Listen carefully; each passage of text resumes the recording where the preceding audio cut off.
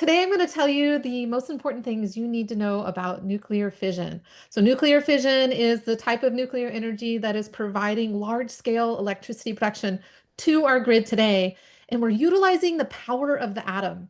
And so in honor of that, I have my little atom earrings on. I have a shirt on that says, "Never trust an atom. They make up everything." But that's really what we're harnessing here for nuclear energy. We're harnessing the power of the atom. So this is what a typical nuclear power plant might look like. It's an image of the nuclear power plant in a popular show called The Simpsons, if you're not familiar.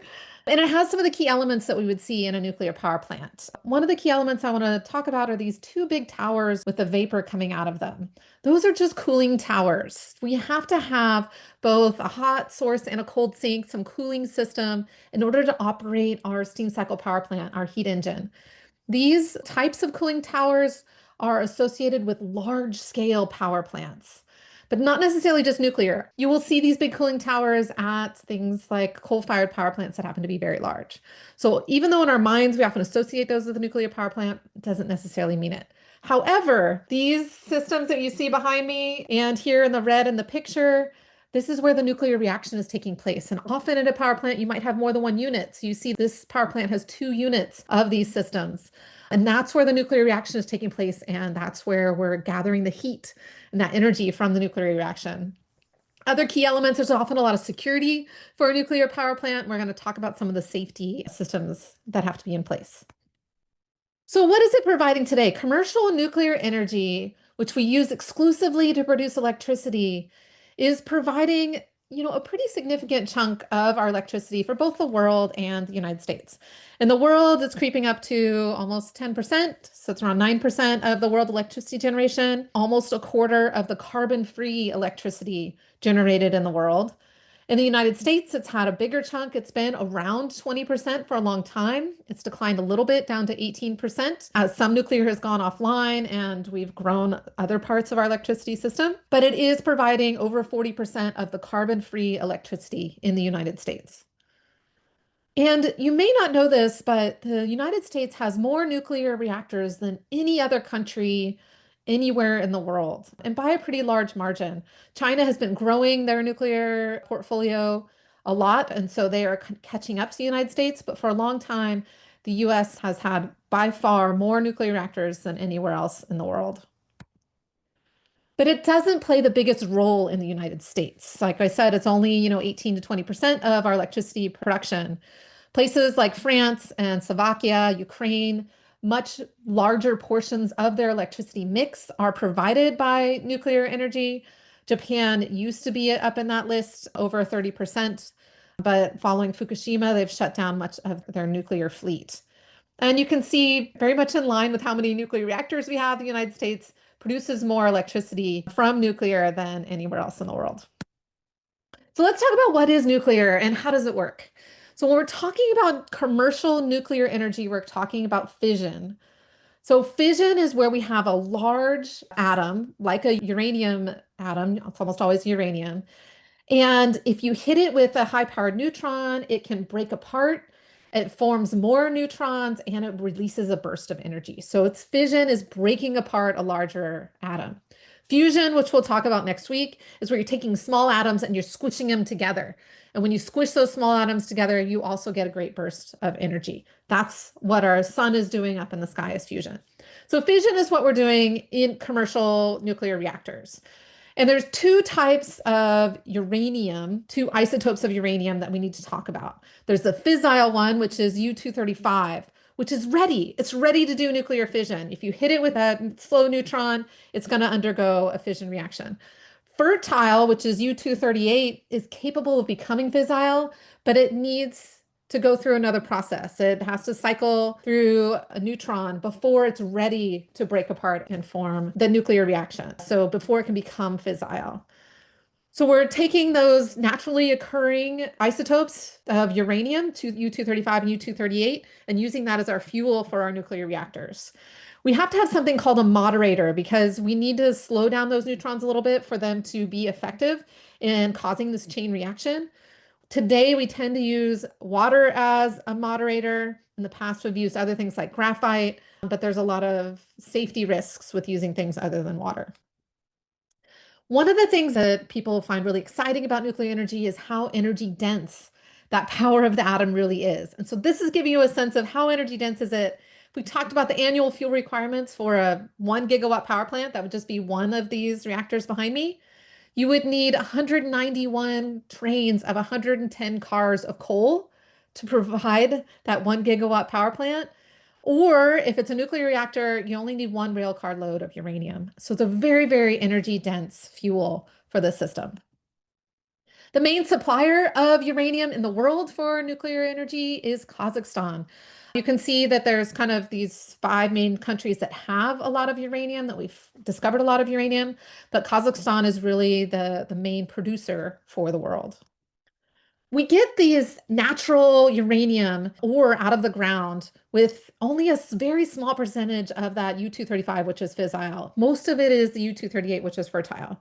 And we have to enrich it, which means we have to increase the percentage of U-235 to U-238. So we have a process for enriching that natural uranium. To enrich it for our nuclear energy, we enrich it to something called low enriched uranium, which is 3 to 5% U-235. In order to make weapons grade uranium for nuclear bombs, you have to do a lot more enrichment. And so the U-235 percentage is up around 90%. So when we're talking about enrichment, this is often something that the international community is looking at. Are you enriching up to what's needed for power plants, or are you enriching up to weapons grade uranium?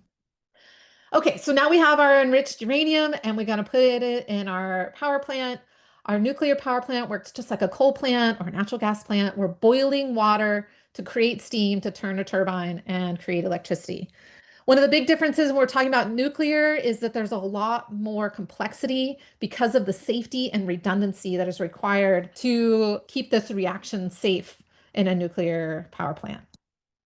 So those complexities lead to complexities then in accidents and safety concerns that impact the cost for nuclear.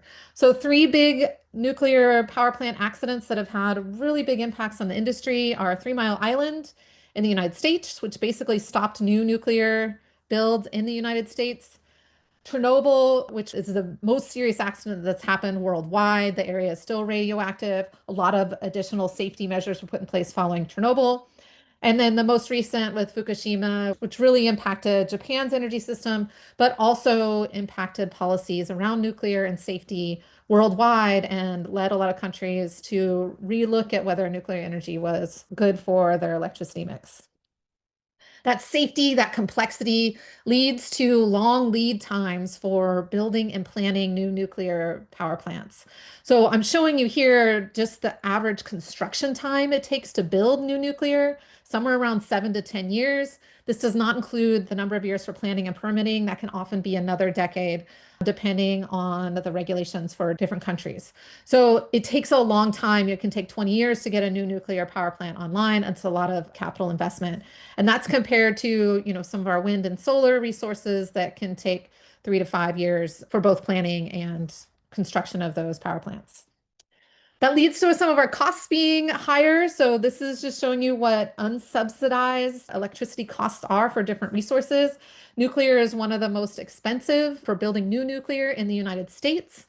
And we have evidence of that with just 2 new nuclear power plants being built or attempted to be built, and with very high overruns with budget and lots of delays for those power plants.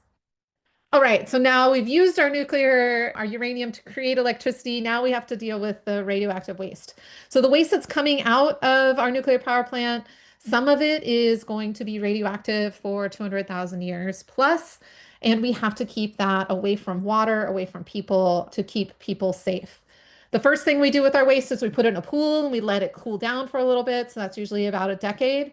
But our pools were starting to fill up, so we started putting nuclear waste in something called dry cask storage. This is something we don't really know how long it's going to last. Guesses are 60 to 100 years. And then the long-term solution, some sort of geologic storage where you're keeping it away from water, has been super challenging. Finland has the first deep geologic storage for nuclear waste, which is just opening up. They've been working on it for about 20 years, but other countries are still trying to figure out this long-term storage of that radioactive waste. And then when our nuclear power plants come to the end of life, we have to do decommissioning. And decommissioning can also take a long time, depending on how you're doing it, sometimes up to 6 years, and can cost a lot of money. So this also adds to the cost of our nuclear power plants. Small modular reactors are something that are also nuclear fission, but are not commercial yet. And it is an area that people point to often, a way of reducing the costs for nuclear power if we could have smaller reactors that we're able to mass produce. These are still very much in the research and demonstration phase. We do not have grid-connected small modular reactors that are providing a significant amount of electricity to the grid, and we don't have any yet in the United States. But it is an area that people are watching. A few things to note. They tend to be less efficient than our large-scale nuclear power plants, and there is concern about location of small modular reactors because you are still producing that radioactive waste. Okay, that was the 10-minute take on nuclear fission. If you want to know more, I encourage you to check out our website, check out the fast facts, look at the whole video. And if you want to know a lot more of just about general topics, join our monthly energy spotlight.